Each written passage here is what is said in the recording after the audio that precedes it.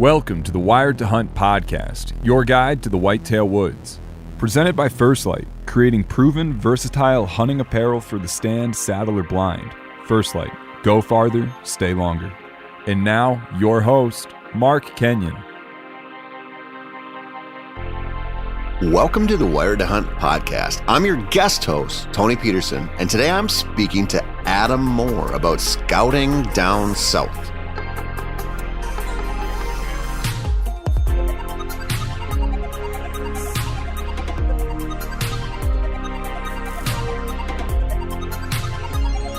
Welcome to the Wired to Hunt podcast, which is brought to you by First Light. You probably know by now, this is not the mustachioed madman, Mark Kenyon. He's actually off with our good friend Spencer making a kung fu movie. That's honestly all the details I have on this situation, but I'm sure it'll be a blockbuster, and not just those two weirdos fake punching and kicking each other in their pajamas while yelling "Hi-ya!" to one another.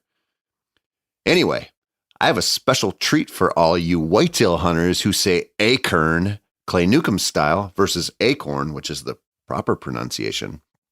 Today I'm speaking with Adam Moore, who lives way down in the bottom of the country in Mississippi. Adam is an accomplished outdoor writer who spends a lot of time both bow and rifle hunting the swamp-dwelling whitetails of the South.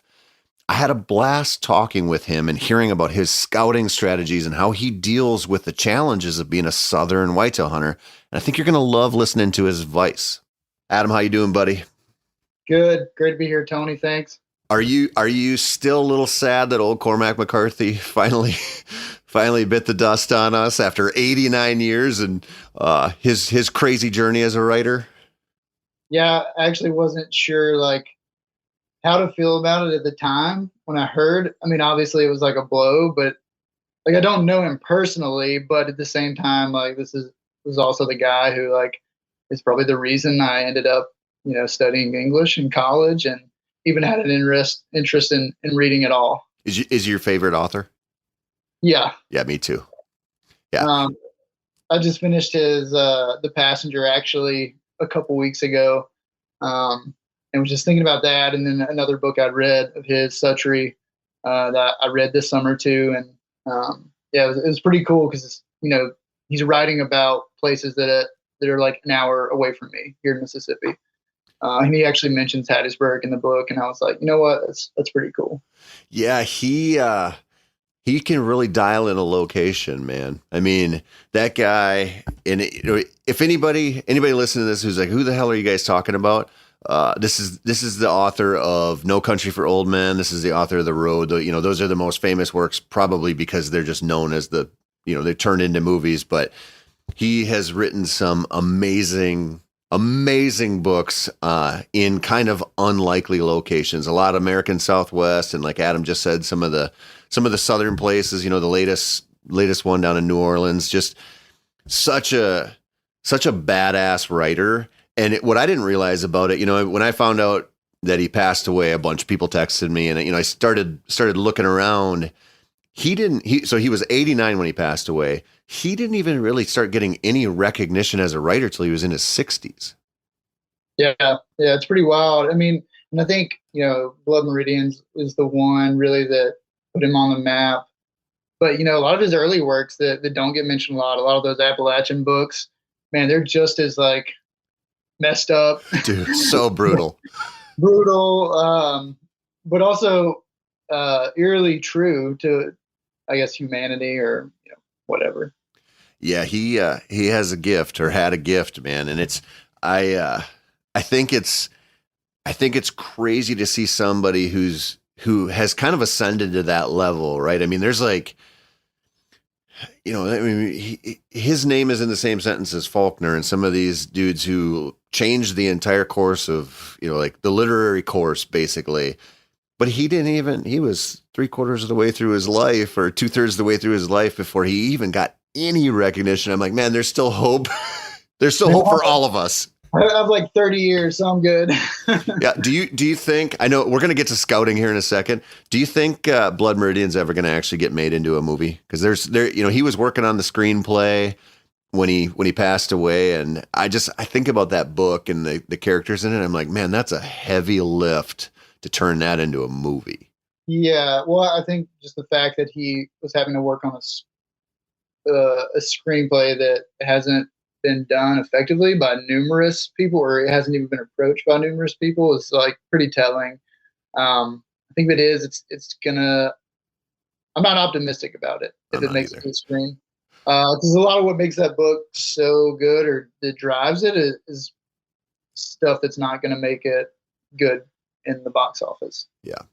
I Uh, I think that's I I kind of want to see it make it. I don't know why, but I feel like I'm just going to be disappointed, and I feel like I'm going to be one of those pricks who's like the book was better, you know. yeah, of course, yeah. I mean, I think No Country was like spot on. I mean, not entirely, but like as far as a movie, like I think the Coen brothers just did. I don't think they could have done any better. Yeah, it was pretty tight. Yeah, yeah. They did a good job with that one. And what's crazy, so if you're listening to this and you've never read his books, the crazy thing about his books, not only his vocabulary was bananas. I mean, you'd sit there and I'm looking up words all day long. I'm like, I've never heard this word, that word. The imagery, so badass. Some of that stuff in Blood Meridian is just, it's done so well and it's so brutal. But the thing that you hear people complain about or they don't understand about him is, he's like no punctuation. He doesn't write like a writer does. Like he didn't really fit the mold. And he was always kind of like, I don't care. I'm just doing what I do.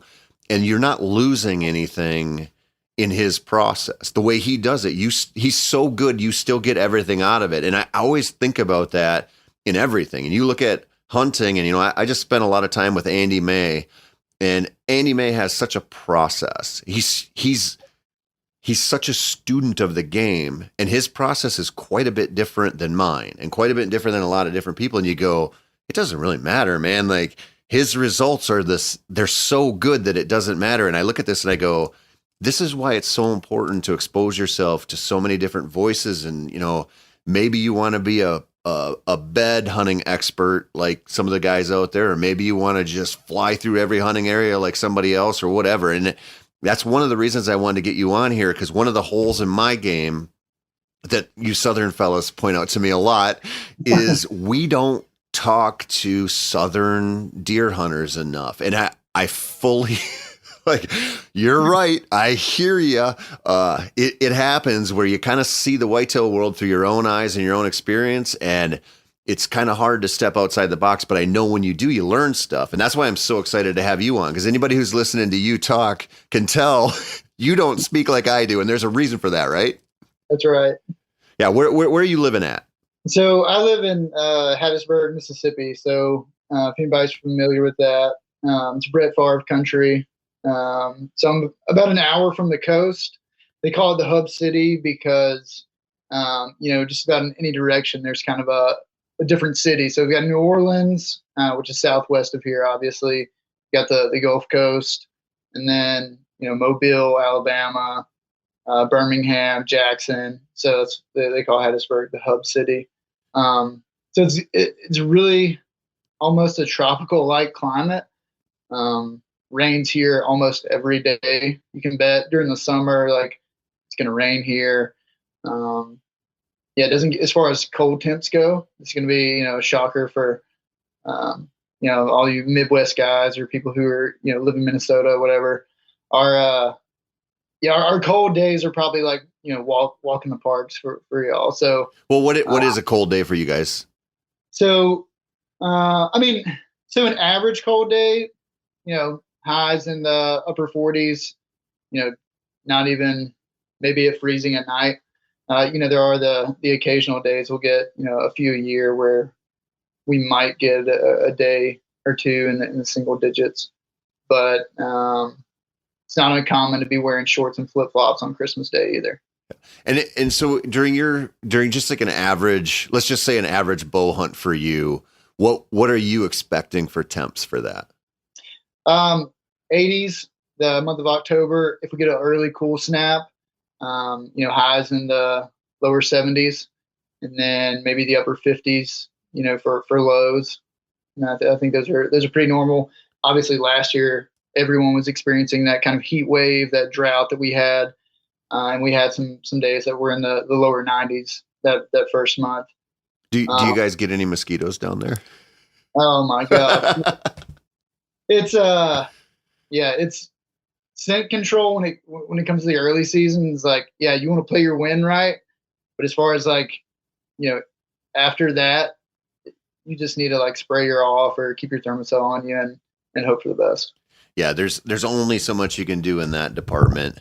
What does it mean for you? Well, I know what I was going to ask you before we get into it. What's the hunting culture like? I've hunted with a few dudes from Mississippi. They were all pretty damn good, and it feels, I don't know how to describe this. Like where I live, there is a tradition of, go to the deer camp in northern Minnesota, hunt with your uncles and your cousins and whoever. And that's kind of like the traditional deer hunt here. It's a short window, but it feels like there's a different way of life in a lot of places down south where it's like just more embedded in the culture. Yeah. And there's, multiple facets to that too. Like, we call them usually hunting clubs, or some people will call them deer camps too, but there's, a lot of, leased land. Dog hunting is a big thing here. Really is pretty unique to the South. I think maybe as far north as it goes is like Virginia. Have you ever done it? Oh yeah. I mean, I grew up, my grandfather and my dad, that's how they started deer hunting, was actually with dogs. And so I actually went this past year, I was doing a story on deer dog hunting. And so that's a big, often divisive tradition of hunting down here. Now, I would say the other is probably is really focused on private land, or hunting a lease, going to the hunting club or wherever. And then, yeah, as far as like anything else, the stereotypes surrounding Southern hunters, they're painful, but a lot of those are true as well. Well, we got a few ourselves. What the hound hunting thing for deer down there, is that primarily like a big hunting club thing, or is that a lot of public land? Where is that happening? Yeah, so both. So a lot of the national forests, and then the WMAs around here, they have specific dates and zones where you're allowed to do it. So, and there's certain windows. So there's like really, I think about 2 weeks, or 2 to 4 weeks, where that's when the dog hunting is really going on, and when that is. So for people who are on the fence or kind of against dog hunting, like it's not going to take you by surprise, and where, if you pull up somewhere, like there's a ton of trucks and orange vests like out on the side of the national forest roads and stuff, like what's going on. Yeah. So you can plan around it pretty well. I mean, it's not going to like disrupt your whole season. No. I mean, and it really, part of that story I did was actually talking about how to find success. And even if you're hunting private or public land, that gets hammered pretty hard, or by dog hunters. But I'd say for the majority of it, it's happening on leased land. Sure. Was that, did you do that for Outdoor Life? Yeah. Oh, you did? Yeah. I've never been around that for deer. I'm a big dog guy, and it's always weird to me, because I have my experience with hounds is either, I grew up with some people who raccoon hunted a lot, and I did that a little bit with them, never really was my thing. And then where I hunt in Wisconsin, they can run bears with hounds over there. And it kind of leaves a bad taste in my mouth as a private landowner with who likes whitetails over there, because there's a lot of going across fence lines and things like that with running the bears. And so I actually interviewed a woman who does it one time, and I kind of realized how much of a hypocrite I am, because it's like I look at that's like a world that's just not that familiar to me. It doesn't really interest me that much. And so I look at it kind of negatively, like, running bears with dogs kind of sucks. And yet one of my favorite things in the world to do is run pheasants with my dogs. You know what I mean? So you're like, and I think of the deer thing, like running deer with dogs is like such an alien thing to me. I don't really even understand it. So my kind of gut reaction is to be like, I don't really like it, even though I don't know anything about it and I've never done it. And so I'm trying to not be such a prick that way, but it's like, it's just what you're exposed to, you know? Right. Yeah, no, and it's, yeah, it is definitely not for everybody. I think if you grow up in it or you're, part of a club that like does it, it's kind of like one of those cool aspects about hunting, right? Everyone's kind of coming together. It really is like this team effort. Obviously there are ways to do it right. There are ways to do it wrong for sure. Fortunately, the ones I've been on, ran with like such precision, and everyone uses like GPS collars, and they're really familiar with like where they're running at. They've been doing it for years, so they know basically what the deer are going to do when they turn these dogs out.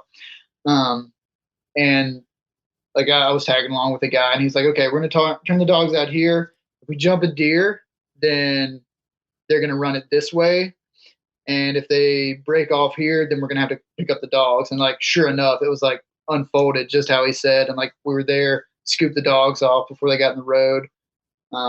Yeah, it's kind of impressive to watch, even as I did a few times, my grandfather, my dad, but yeah, just watching it from that perspective was like, man, this is really cool. This is almost as methodical as like someone who's like planning to pattern this buck, or they've got a buck that they've patterned. Now they're going to go in and make a move. Man, I could see it. I could see it getting its hooks into you that way. Yeah. What kind of weapon we were talking about here? Because my probably like 3/4 of my knowledge of running deer with dogs came from the Old Man and the Boy, Ruark's. Remember that section on running, and they're sitting there with buckshot. Like, how does it work for you guys? Yeah, so obviously everyone's spaced out in a way that's is safe, and everyone's like directed, which it's so thick down here. Like, even if you're to shoot, chances are you're shooting to a giant pine thicket. And most of the time people are spread out to where you're not even in like shouting distance. Yep. So that's why, the CB radios are a big thing. A lot of, you see the antennas, if you ride around down here, that's because you're not in earshot of anyone. So you got to, call them up on the CB. And then, so as far as weapons, we've seen everything from like, your dad's 30-30 to shotgun with buckshot. Some people use scope rifles. They're not really effective when especially if you're kind of in tight quarters, or you're expecting a deer to come through in tight quarters. But yeah, so think of those old, woods guns, big woods guns, like your lever actions, your Savage 99s, maybe your Remington 740s, those auto loaders and stuff, pump actions. Mm-hmm. Like a little Model 94 30-30 open sights type of deal, close quarters, 40-50 yards and under kind of running shot type of thing. Right. Running, and most people think like running like full speed is actually a trot. So now sometimes if they jump them right in front of you, they're deer, you can see them jump up, then yeah, they're probably getting out of there pretty quick. But most of the time it's a trot. Sometimes the deer are actually walking through because they're so far ahead of the dogs. But yeah. Yeah, I've heard that they don't, in your head you conjure this kind of chaotic image of deer running everywhere, but the deer are pretty wise to that game of getting chased by canines too, and they're not generally going to put themselves in a position where they got to go, full antelope to get out of there. Like they're ahead of the game. Yeah. And a lot of times you have enough time to make a decision like, oh, this is an illegal buck. Oh, this is a button head. Oh, this is a doe. I'm probably going to let this one pass. Yeah. It's actually pretty cool. I'll like kind of reluctantly admit. Man, it's a blast. And when someone gets one, it's awesome. And the recovery rate is, even if someone, unfortunately makes a bad shot, like, by the time the dogs, get it, the deer slow down, you're in a position where, much like bear hunting, right? When they've got a bear surrounded, it's very similar. And so recovery rates is pretty exceptional too. Oh, that's interesting. Yeah. I suppose, we should probably talk about some scouting here because Yeah. I'm interested because I was thinking how miserable a lot of my scouting trips are in the summer. And then I'm like, I'll bet you I should probably shut my mouth because I'll bet you if you had to scout deer down where you live, it's a hell of a lot worse. But you actually do a lot of your scouting like January, February timeframe, huh? Yeah, that's really the best time to get intel obviously for the next year. But you can also, because we don't really get snow down here. It's not, we might get a flurry every now and then, but like, yeah, you can basically, as soon as the season ends, you can do your winter scouting. And it's great because, um, for that time of year, if you're scouting for, December, January, those deer are going to be on that same pattern. You can bet the next time based on like the food sources that are available at that time. But yeah, I like to do, at the end of January. So February, we also have, that's when another squirrel season is, and rabbit. So it runs to the end of the month. So that's a good time to kind of walk the woods with a shotgun. And when I've done that in the past, I'm on a scouting mission, but if I see a rabbit or a squirrel, it's a bonus. Yeah. The woods are laid bare. You can see, tracks, you can see the paths, like, yeah, it's just kind of wide open. And I really try to focus on, especially if I've seen deer in one location and that's where I'm spending my time scouting. Because you're primarily hunting public land, right? Yeah. Yeah. I have, my dad owns about 140 acres, but it's about a 2-hour drive for me. And so I had to pass up a lot of land to get there, a lot of public land. So it just makes sense. But I do hunt plenty of private as well. Do you find, because I was wondering about this, when we winter scout up here, our goal is you're kind of looking for rut signs. So if I get out in February, I do the same thing as you do. I go squirrel hunting, rabbit hunting a lot. And, it's basically a glorified scouting mission where I might shoot a rabbit or a squirrel, but the conditions, like if I go out in February here and I find deer beds, it doesn't mean that much to me. Because the conditions have changed so much from when I'll be hunting them in November, October versus then. They might have moved a long ways. They're thinking about geothermal cover. They're in survival mode, and it's so some sign that we focus on. Like the rubs and scrapes. Those are valuable because when they were made. But if you look at like a fresh trail here in February, it doesn't translate well to next bow season, But I wonder about you, like in your situation and down south in a lot of places, you don't have a big seasonal shift quite like we do. Like they're not worried about freezing to death in Mississippi. Right. So do you see like a tighter correspondence to that spring scouting, like every sign, every trail track you find, like, is it pretty tight to what you'd find in the season, or are there still some pretty big differences? Yeah, I'd say there's still some pretty big differences because, and again, everything is relative. So our coldest month, is January. And so what that looks like basically is the deer are shifting cover and they're also shifting, food patterns. So, and I've noticed, this changes, even for doe bedding areas, whatever that was in October probably isn't going to be, at least if you're hunting primarily like public land and you're hunting hard and soft mass and natural browse, like that's going to change. And that's probably going to change their bedding area from October to the end of the season, and at the end of January. This past year, I was sort of focused on a doe group that I was wanting to key in on the rut because I knew there was a buck in the area. And so in October, this doe group was bedded in one area because their bedding area was right next to plenty of white oaks, plenty of red oaks, right? Some of that hard mass that they're hitting as soon as they're dropping in October, and then throughout November. But then the same doe group, eventually, so the end of December, end of January, ended up and I saw them consistently, coming out, I don't know, 4 or 5 nights from another bedding area, and it was 800 yards away from that. And that was because they shifted the bedding area they shifted to had this really soft edge along. It was a cutover with, pines that are probably 12, 15 feet tall. And then there was a ton of browse, ton of like greenbrier that they'd been munching on. And then there were also a lot of water oaks, which are kind of like the least desirable out of the white oaks and red oaks. I found that water oaks are really kind of the last ones that they're going to eat as the season progresses.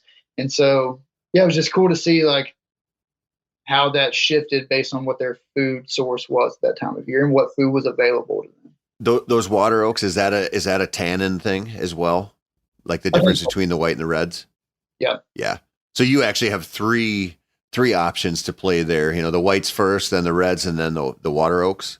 Yeah, and we also have swamp chestnut oak, those are awesome too. And if you find one of those can be really hot, food item for them too. They're so giant, acorn, just like a white oak. Clay would be so proud of you for saying that. Acorn.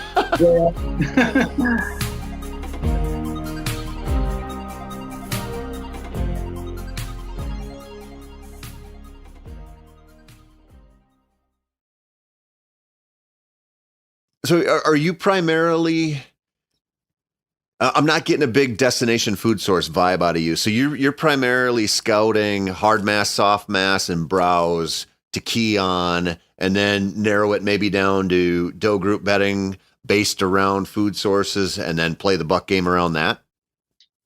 Yeah. And I mean, and for the buck bedding too. So the thing about the South, like our growing season is exponentially longer than the rest of the country. And so there's a ton of bedding area. Like, that's one thing, you talk about, Southern hunting deer hunting doesn't get a ton of coverage.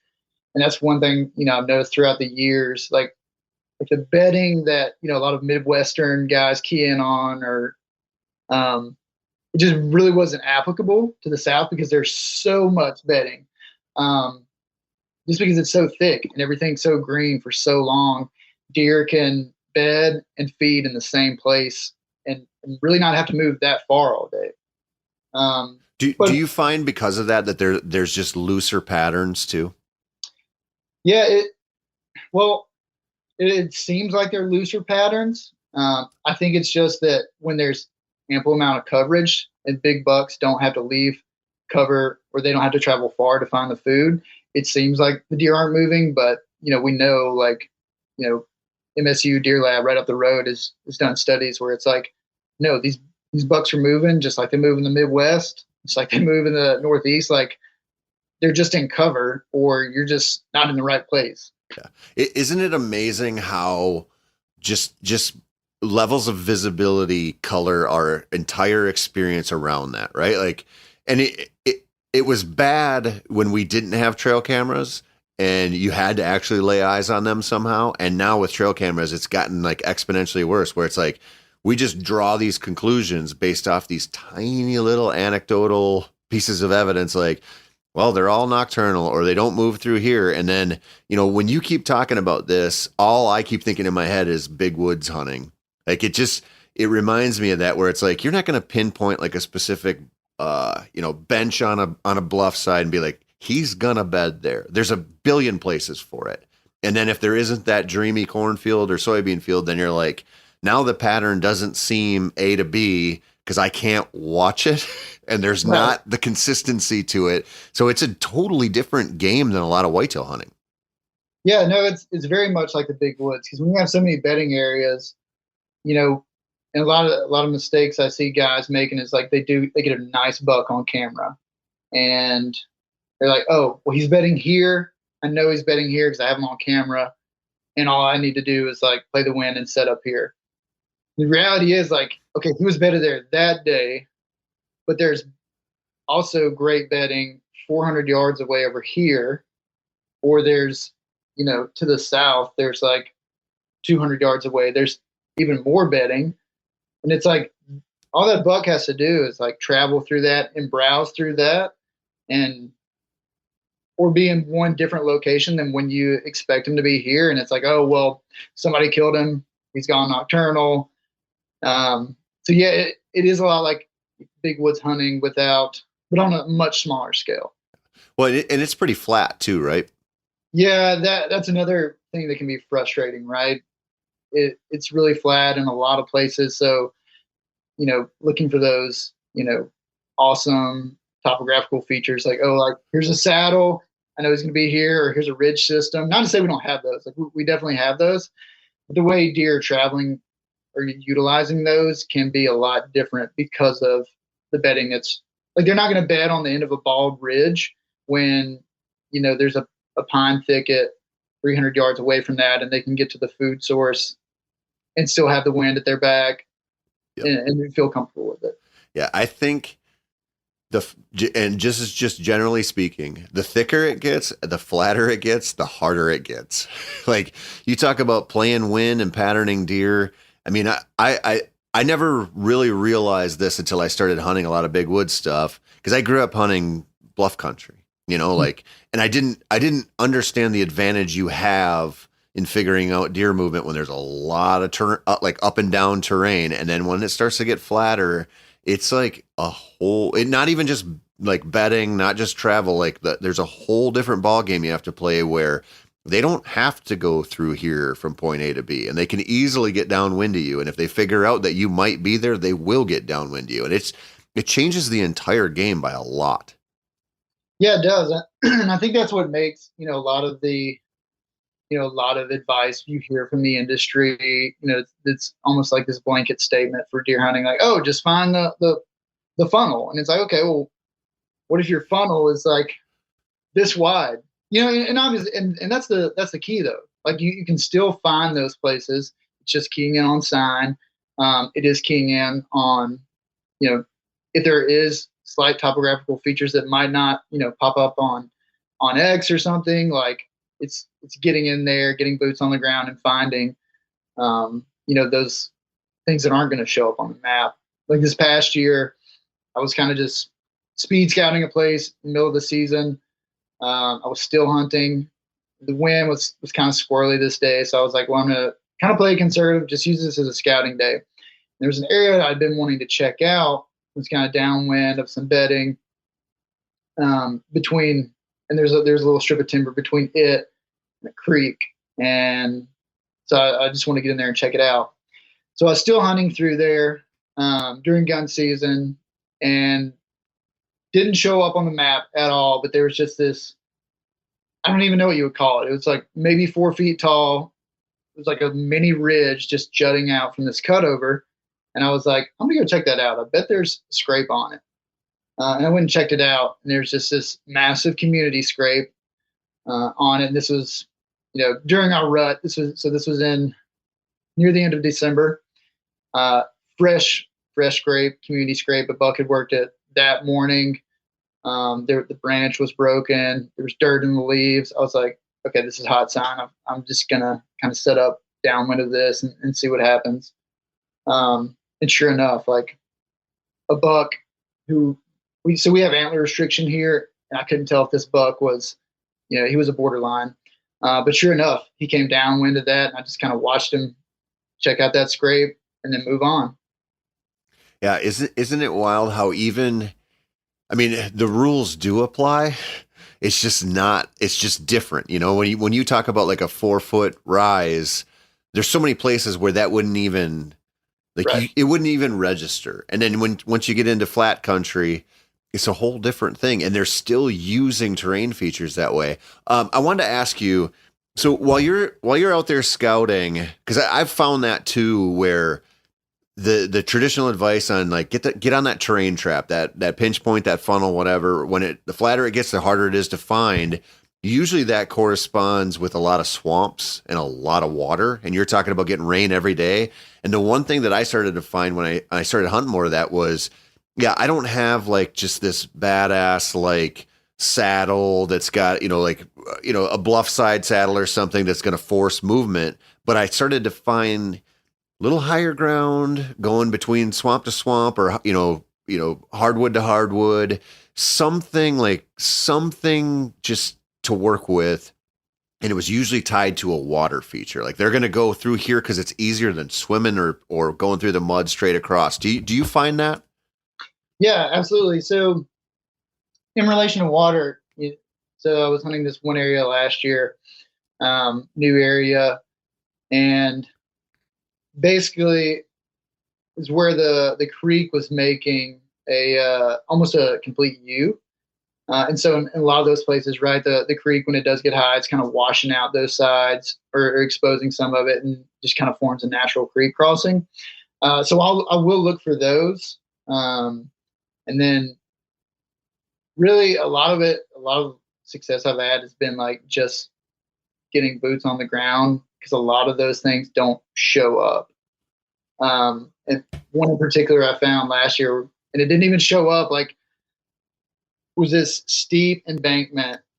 So where the creek had basically washed this bank out, and it was probably a 20-foot drop there. But there was a creek crossing at the base of it, and there was two really nice rubs that I was excited about on both sides of that creek crossing. And then there was also one on top of that little bluff. So it kind of made this C shape down around the creek down to that crossing. If this is making sense. And you could almost see all the rubs leading around from the top of that embankment down to where that creek crossing was at. And of course there was, tons of tracks, deer sign, them just traveling through there. So finding those little places where, maybe the creek isn't as deep. I think those are key too when you're dealing with such a wide, flat area. Like looking for those crossings that are really easy for them to get through, so they don't have to wait or they don't have to, make a huge jump up a bank. Do you find when you're doing that, let's say you're out there in February, March, and you're looking around for something like that, do you find a lot of consistent spots, or do you find something where you're like, man, the sign's here from this past season that just wrapped up, I'm going to give it a shot? But because where I'm going with this is like, when I hunt public land a lot and I scout it a lot, I feel like sometimes I stumble onto something that's really good, like that, a spot. But a lot of times I feel like I'm just getting clued into a pattern, kind of like when you're bass fishing where you're like, oh, they're just doing this. Like, I just need to do this now. Because I know, people might come in, they might run their dogs through there, like things are going to change there. But the more you expose yourself to, looking at this type of spot in person, you go, okay, they use this here, even though this isn't going to maybe last for years and years because things are going to change. I'm better off knowing it because I can see this again and again in different spots. Yeah. So one thing, edges, I think are a big thing that people overlook, even in the South. Like, so hard or soft edges, especially those soft edges that are really subtle. So last year I was hunting this buck, and I'd found his rubs, and I was pretty sure I knew where they were leading to this general bedding area. And I was trying to narrow down exactly how he was accessing it, or kind of where he was bedding at. Cause it's, I don't know, like 500 acres of potential bedding. And he's probably not bedding out in the middle of it. Like it's just too thick. That also just doesn't really give him a super advantage as far as like if he needs to get out of there. Yeah, he doesn't need to put in that work when he can get the advantage closer to the edge, right? Right. And I think that's another thing too, that people will just assume like, oh, there's a giant block of, young pines, like that deer, there's got to be a massive buck in there. And that's just, unfortunately not the case.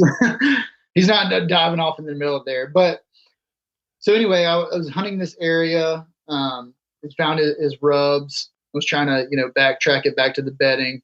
What I found was a lot of these rubs were in this bedding area too, went up slightly. So I wouldn't even call it a hill, really. It might have went up 10, 20 feet, not a significant change. But what I did notice is that his rubs were along this transition, right, which is pretty, universal. You find that buck travel route, you find that sign along these transitions, and eventually I ended up seeing this buck during the rut, the same area, and the does had by this point had kind of shifted to this area as well, just because of the natural browse. So they had shifted closer to where the buck was bedding. But I have found that like those soft edges, even though they get overlooked, there's buck sign there, and if they're leading, if that's leading to bedding, there's a lot of good natural browse there. Like there's a lot of greenbrier that have been nipped off, so there's food there.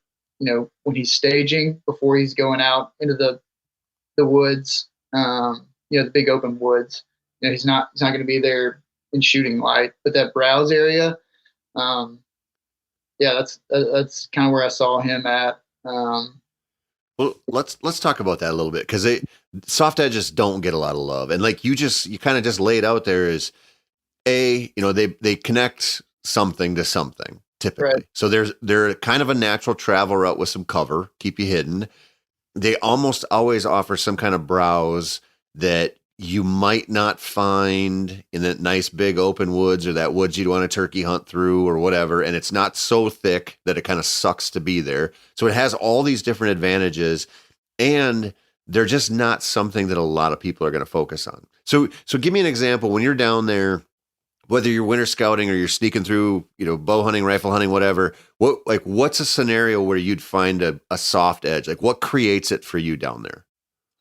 Yeah, so usually we have a lot of pine and hardwood mix, and a lot of these places, especially if you're hunting national forest or WMAs, then those are for them, like they're not logging those, like especially if they're mature woods, like so where those come together typically, even if they're older pines, a lot of the way the WMAs are managed is sort of dictated by pine growth as well, because they can regenerate, they provide a lot of bedding cover for deer. So anywhere that's been logged, right, so you think about logging cuts, which is obviously applicable to big woods if you're thinking about the Northeast, or even big woods anywhere else. So where there's been disturbance there, whether it's been 5, 2, 10 years, a lot of those transitions from there to big open hardwoods, right? Because the deer are going to want to be there in the early season, and there's still going to be plenty of browse in those transitions later on in the season as well. Yeah. And that's, you kind of mentioned earlier that a lot of the traditional whitetail advice doesn't really apply to you, and to Southern hunting in general. And I think it's important to know, because you would think like it's really easy for me to write an article about e-scouting and how to find a soft edge in my world, right? Like you can see it depending, if you know what to look for, you can find those. And the timber production, like you're talking about, is the easiest way to find it. But there's old homesteads in the woods, there's old fence lines, there's old meadow, like there's stuff that you can find. And you'd think, okay, well, I get into the big woods down south, and maybe onyx or something isn't quite as valuable, but you just have to learn how to read it differently. And I would say probably have to get your ass in there and walk around a little bit more to actually see how it goes versus just calling your shots from staring at your phone screen. Oh, that's probably been the biggest help. It's just like, I'll obviously, like, narrowing down on a place is super helpful, and being like, okay, I can tell, obviously, here's some potential bedding, right? This has been cut in the last 5 years. I know this is going to be great bedding. Now I need to get in there and see, like, okay, well, what's going to keep them around there? Because we have a lot of sweet gums too, and I've known a lot of guys to look at a map and think like, oh, this should be great, and it's like, no, it looks like a bunch of great hardwoods, but that's a whole block of sweet gums, and they don't have any reason to be in there. Sorry, I didn't know where we were going with this. Well, just talking about the difference in kind of learning what to read on Onyx and stuff, and just, like, again, kind of the same rules, kinda, but it's a different playing field. Yeah, for sure. And especially along, if you're hunting along creek or river systems, that's another thing. Like there's probably going to be some cane breaks around there where deer can bed in. They're probably not going to bed in those super consistently depending on the size of these cane breaks. But a lot of times, especially, if a place, depending on how wet it stays and how deep the water is, deer will bed in super thick stuff like that. On the edge of cane breaks, actually, I jumped up a buck last year in a cane break that might have been 10 feet by 10 feet. It was in the middle of big woods, but it was closer. It was one of those subtle, soft edges, right? So there was a couple patches of cane that he was kind of the one that he was in, and then it steadily got thicker and thicker into what, you probably would assume was bedding, but he was just bedded in, this patch of cane. And, that doesn't really look like a soft edge, but it is. Yeah. And it's just really subtle, and you're not going to know that until you bump a deer out of it. Yeah. I think understanding edge habitat as an outdoorsman in general is like way important. I mean, this is going to sound way off topic, but I'll bring it home. Like we pheasant hunt a lot up here, and we hunt a lot of cattail sloughs, and you stand and look into a cattail slough that's a couple hundred acres, and it looks like mono habitat. Like, it looks like a cornfield, right? Like you're like, it looks all the same. You might see a little patch of willows or something out there. Or you might see some like differentiation somewhere, but once you get into there, you start jumping roosters where there's an edge of some sort. Like it's where those cattails meet some other kind of brush or a little higher ground or, a little waterway through there or something. And those are also the same places you jump deer. And then when you start doing what you're talking about and you get into the woods and you scout a lot and pay attention, you realize there are concentrations of deer around these things that you just wouldn't know until you were there. Yeah. And it's easy when you're looking at a map, right? It looks like everything is nice and divided, right? And everything looks like a hard edge, or even the way we think about, deer movement or deer bedding is like, oh, the deer bed here, I hunt here, and then it's going to happen here. And that's hardly the case, right? Yep. They just don't move we like to think of the deer movement as being linear, and it may seem like that, but I think that's far from the case. It's even in places where it should be, at least in my experience, when I've hunted out west and I'm hunting like a river bottom where I can see them, I see them moving early, and they should be going from this patch of cover to that field. You watch how they do it, and so often it is not that linear movement. You will see that right at last light and right at first light sometimes, where it's like they just put their nose down and they go.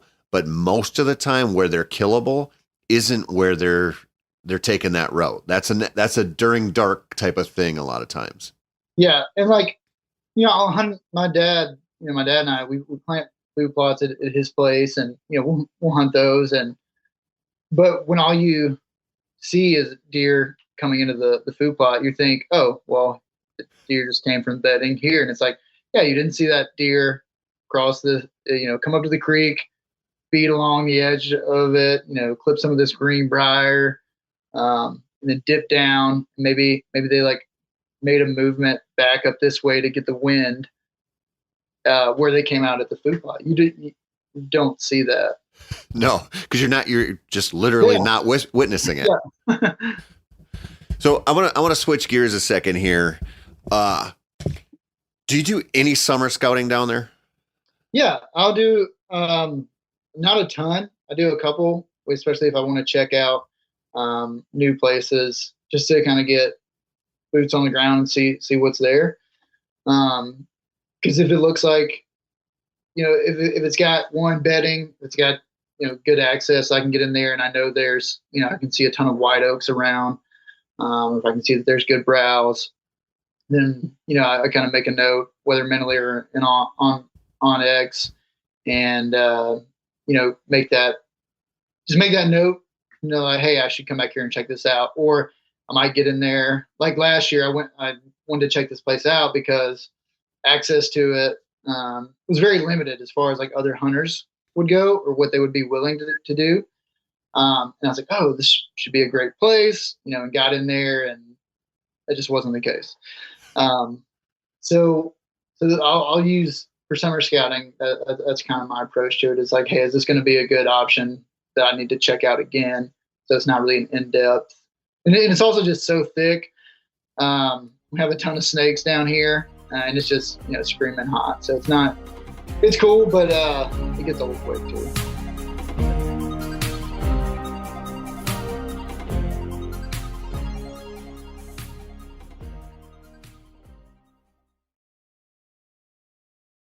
So you kind of use your January, February time window to scout places that you're like, I hunt here. Like, this is one of my go-to properties. And then in the summer, you're looking at Onyx or whatever, and you're like, hey, I don't really know that WMA or that part of the national forest. So then you'll go in and kind of turn and burn and just see if it's worth some more of your time.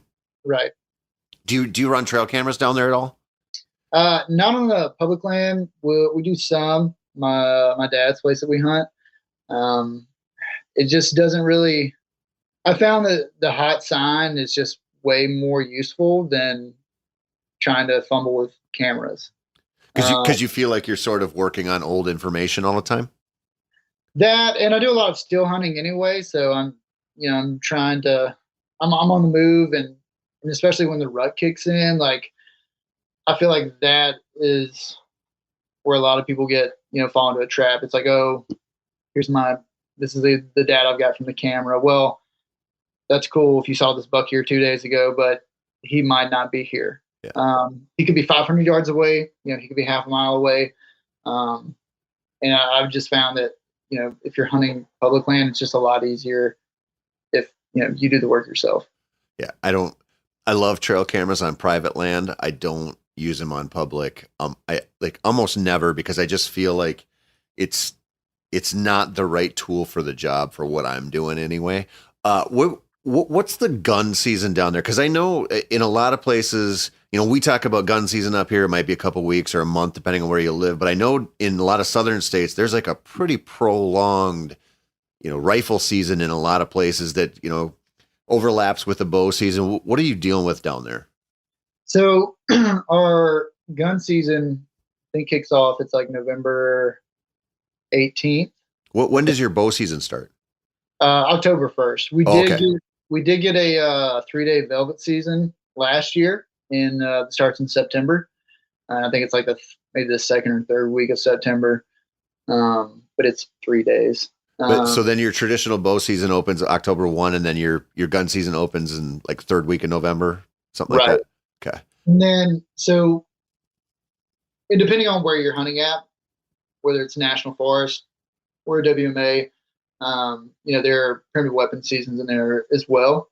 But if you're hunting private land, at least here in Mississippi, you can use weapon of choice once gun season opens. So, yeah, you can use whatever rifle you want, basically from that third week in November to the end of January. Is there any people out there still bow hunting by like the end of December? Honestly, there's not a ton of people bow hunting in October. Like bow hunting, I feel like isn't as big in Southern culture as it is in the Midwest, right? Because there's a lot of states you're limited to straight wall cartridges or shotguns. You know, I grew up, I didn't start bow hunting until I was in college, because nobody in my family bow hunted.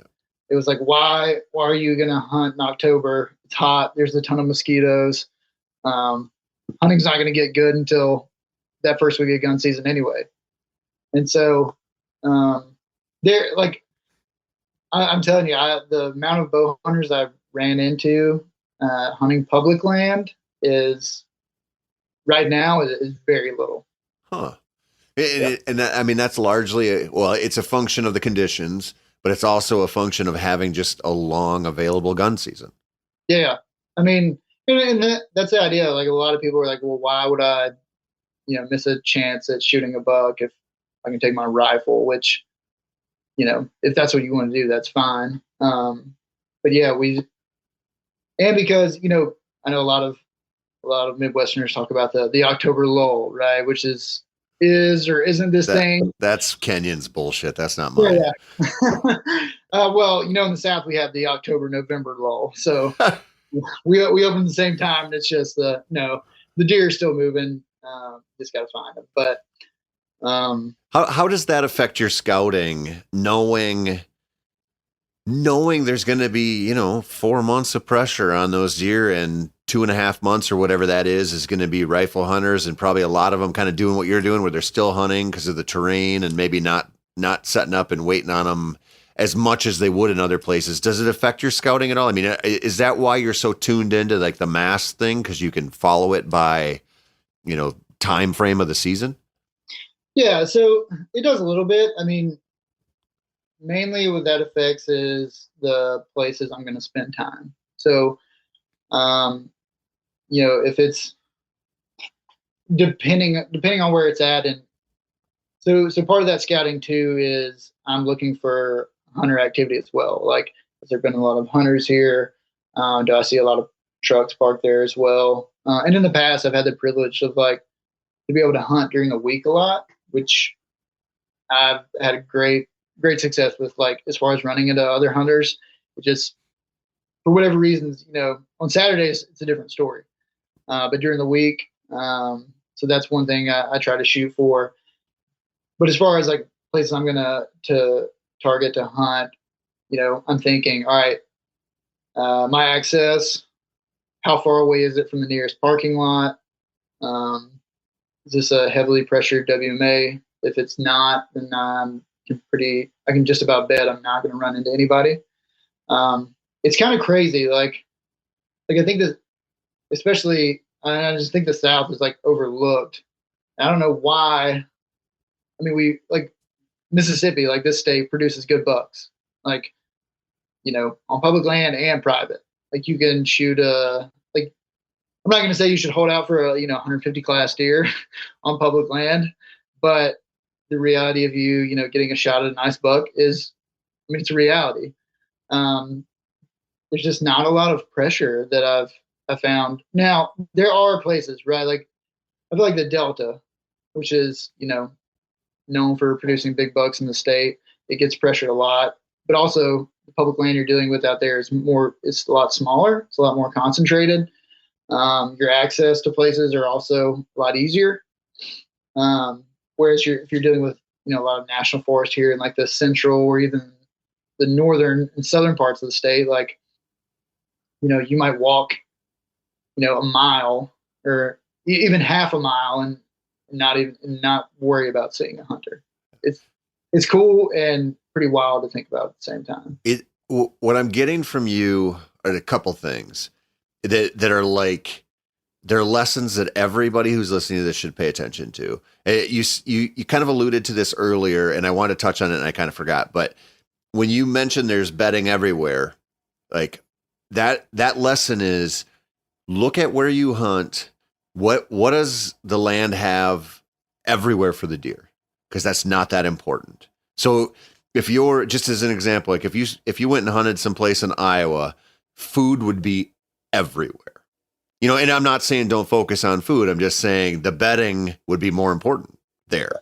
Now you talk about hunting down there and it's man, we've got bedding everywhere. So you better brush up on browse. You better brush up on these little subtle elevation changes where they might throw that community scrape because there's an advantageous position there. Something what isn't overly common there. You've got water everywhere down there. You're not going to play that pattern, right? If you're in South Dakota in some places, that might be a huge deal because there could be limited water. Think about that. And then the other thing is we tend to focus so much on all the disadvantages we have. So you mentioned a couple things about how thick it is, how snakes, the mosquitoes, the general weather, but also, even though you have this super long gun season, that keeps a bunch of bow hunters out. So you have an advantage there as a bow hunter in a major way. And this goes for anyone, wherever you're living. There's bad parts about where you hunt.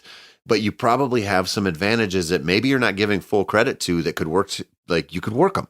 And I love hearing that. And it's not to say that any of that's easy. It's not like it's going to, I know Adam's sitting here telling you just come down there and shoot a couple 130s and you'll be good.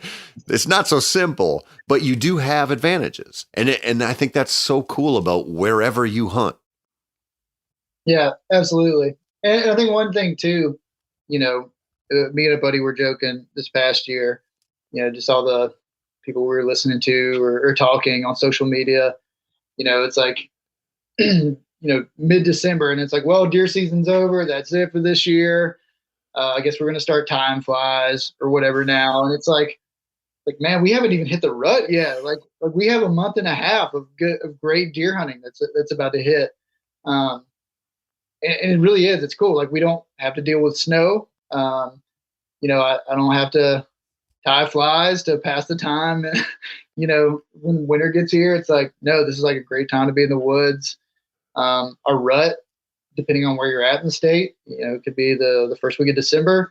It could be the first week of January, which is great. Like, I think that's why I set out to do English or was thinking I was going to do education, because my freshman year of college, I had this month off and I had pre-rut, the post-rut to hunt. And I was like, man, this is great. I'm going to go into education and teach college so I can just like hunt, and this is going to be great. They're in the South. I think my freshman year of college, so we have like a pretty liberal bag limit here. So, you can take 3 bucks and you can take, I think it's 4 does. I think it was 5, but my freshman year of college, I filled 3 buck tags and a doe and was like, man, this is awesome. And I think that is drastically different from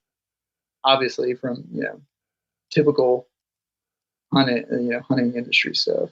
Well, for sure. I mean, one of my biggest complaints about living in Minnesota is it's a $1 state. Generally, we have some CWD stuff where you can shoot more now, but it's like, man, if you go out and you kill one on opening day, you're like, well, like I'm going to be that trout dork that you talk about that's tying flies.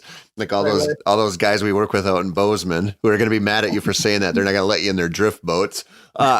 You mentioned everybody wants to hear this. I don't really care about snakes. They don't bother me very much. I've been around them a lot, and I don't have that like gene deep fear of them, but a lot of people do, and they always want to hear about it. What are you watching out for snake wise down there? So we got a lot of cottonmouths, and then especially down south here around this national forest, we've got a lot of timber rattlers, copperheads too. But I found that cottonmouths are really the biggest thing, especially, it's wet. If you're hunting a creek system or, river bottom, plenty of cottonmouths. And I have seen them out all year. I've seen snakes, in February. But as far as like, when I'm deer hunting, like I'm not worried about them. Yeah. If it's the early bow season, yeah. Turkey season, yeah. But as far as the middle of deer season, I'm not really worried. Have you ever been struck? No. I came close last year. I was summer scouting and was just gonna jump across this little creek, and I guess I just forgot to look this time and jumped across. And as soon as I jumped and I landed, I looked, and then I just saw this white mouth open, and then one leap, I just went right back across, and I was like, nope, it's not that important. I can check it out later. Are cottonmouths pretty aggressive? No, no, unless you're trying to mess with them. Yeah, you'll walk right by them. It's just a matter of contact, of running into them in the places you're scouting deer a lot of times. Yeah, unless you even if you step on them, they're really not that aggressive. What's your spider situation like? Because that's what I do not like. So I would rather have snakes than spiders. Me too. And man, bow season, especially the early part, it's full of them. It's part of it. Like what kind? Oh, they're all harmless. They're like, I don't know what you would call a lot. We used to call banana spiders. They're kind of black and yellow, and they make these. They can get really big, but they're not poisonous, and it's just kind of a icky thing. Yeah, they're disgusting. Yeah. I just don't want them crawling on. I would literally, I would rather have a snake than a spider any day. Me too. 100%. Yeah. I hunted the first time I hunted down in Oklahoma. I don't know, set up a spot, whatever, went to go back in there the next morning. And this was on October 1, their opener down there. I think it still is, but that's what it was at that time. And I had my headlamp on, and I just remember like walking along, and there were spiders hanging, like it was like they were almost out in the open air because their webs were so big and they were so big. And I just like, you'd look up the trail and they're all the way up there. And you're like, I have to go up there. And I'm like, I think I just want to go back and get in my truck and go home. Like, and I should have on that trip, because that was the one where I almost lost my nuts on a fence post. But I just do not like spiders. So hearing that, because you almost had me talked into making that trip down there at some point, and then you start talking about this, and I'm like, man, I don't know. I don't mind having these winters where all of our spiders are these little loser, tiny spiders that we don't have to worry about. No, they're not. No, once you get past the first part of the season, they're not an issue at all. What do you worry about down there that could actually, besides the snakes, that could actually mess you up a little bit? Other hunters? Yeah. No, there's really, we have coyotes, but No, I mean, but like, what could bite you? Like, you got any scorpions or fire ants or any of that stuff? No, I know Alabama has some scorpions. Yeah, fire ants. But I'm not, unless you're hunting a field edge or something, or you walk through one, or you're standing in one, then no, not really. Nothing really else to be worried about. We don't have bears. Well, we have black bears, but they're really uncommon to see. Yeah. You can't hunt them, can you? No, they're protected here. And you said that you like to still hunt down there. You got a lot of land to roam, and you're kind of hunting cover that's somewhat conducive to that, to moving around and finding a fresh sign and slowing down. Do you do any? I mean, are you setting any stands? Are you doing any saddle hunting? Any of that stuff? No, yeah, I've got saddle, and so I mean, I do. I think equally amount of both. It just depends on the day. Like, man, if we get a rain that passes through that morning, like I'd rather be moving, rather be still hunting, especially if I want to, if I'm going to check out somewhere that's new, it doesn't really behoove me to just go pick a spot and sit. So I love still hunting for that reason. But I'd say I split the time. It just depends on the weather, on the conditions and stuff like that. Do you find that's still hunting, A, you're actively hunting, but B, you're also actively scouting while you're actively hunting? And so does your season kind of break down to, if you find that, just banging, white acorn drop or something like that, and you're like, I have to be here now and post up for a while, and that situation dies, or you blow it out and you're like, all right, it's time to go back to still hunt and just figure out where they are? Is that kind of how you operate? Yeah. I think it just like helps you from getting burned out. Early season when deer are pretty much especially October, November, they're hitting those white oaks. They're pretty patternable at that stage. I really love to do a lot of still hunting during the rut. Like, I know a lot of people will say, okay, you just need to sit over this funnel. Eventually it's going to happen. But it's like, okay, well, if you have limited time, and you're sitting you're pushing all your chips in on one or two places. It's like, okay, well, what if the action's not there? And I think a lot of people, especially here, right, when you're thinking about a lot of bedding cover, but also a lot of, food too, as far as like, white oaks go, whatever. A lot of people are like, okay, well, I got a trail pick here, or I'm just going to set up here. Looks like a place where, a buck would travel through. Well, I don't know. I just don't want to, I feel more productive if I'm going where the action is, and so if you can still hunt your way through, one of those edges, where deer moving through. I did that last year. I was still hunting and didn't get a shot, but I heard something and I looked and there were these does running towards me. And this was like one of the days I wanted to be in the woods for the rut. So I posted up and I could see antlers running through the woods. And anyway, he ended up pushing those does literally like 10 yards. They busted me. He didn't really know what was going on and ran off. But it's like, but I wouldn't have known at that point, like, oh, this is where the action is. Ended up, seeing a lot of action there a couple days later. But I wouldn't have known that if I hadn't been still hunting. Yeah. I mean, this is so cliched, but it is a lost art. I mean, when I was growing up and I first started deer hunting, I still hunted a lot. I mean, it was more fun to me than sitting in a tree stand. And it's, part of it is if you don't have the land to roam, it doesn't do you any good. So if you're hunting 30 acres, like, you're going to post up, like you just are. Right. But if you have the land to roam, man, you get an educate. I mean, not only is it just fun because it's just not sitting and waiting, but you also get an education on how to read terrain and like where to stop and when to move. And man, your spidey senses get real sharp when you do that. Like you start to figure out and I think you kind of plug into a rhythm in nature that it's not so passive as just like, winds out of the west, I sit in this tree.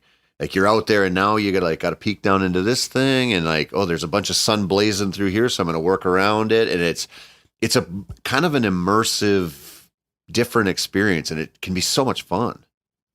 Yeah, it is. And I mean, I think that, like I said, it stops you from getting burned out.